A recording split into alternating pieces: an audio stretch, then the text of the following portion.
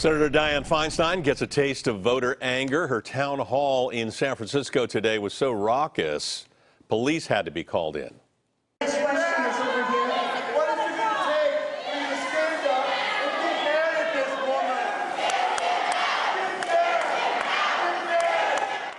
woman? Now you can see the senator there getting drowned out at times by angry constituents, calling her a sellout and accusing her of not standing up to the Trump administration. Other protesters demanded that she retire.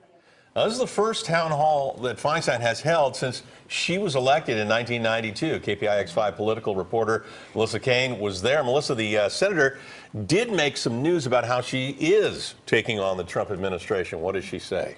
Yeah, so as we saw, it got pretty rowdy in there, but the crowd did manage to stay quiet long enough for the senator to say that behind the scenes, Senate Democrats are getting ready to launch several challenges against the president, and it may even include suing him on their own dime.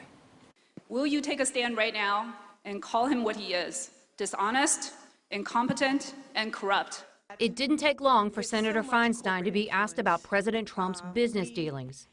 Will you commit to sponsoring legislation to investigate these conflicts of interest? In response, the senator rattled off a host of behind-the-scenes moves by Senate Democrats. As the ranking member of the Judiciary Committee, Senator Feinstein got a new staff. And that new staff is looking very closely at the emoluments clause, as well as at whether we can, in fact, deny certain federal payments for business trips of his sons. And then she dropped this.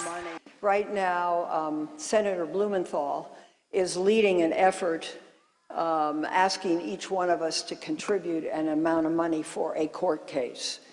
And we're looking at that because we want to see, what's the top number. And once we know what the liability is, then we can make a decision. And the hope is that there will be 41 of us that will be on that court case. 41 senators as plaintiffs in a lawsuit against the president would be completely explosive. It could impact negotiations on everything from the Affordable Care Act to the budget.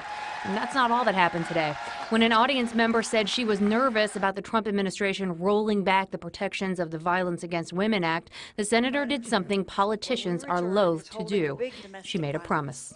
I will give you my assurance now that nothing will happen to the Violence Against Women's Act. All this was well received by the audience, but some still want to see a different candidate for Senate in 2018. Benjamin Becker is with the group The People's Town Hall. It's a 6-year term. She just is not the person that we need to carry us through the 2020 election. If you don't try. I'd like to see Barbara Lee.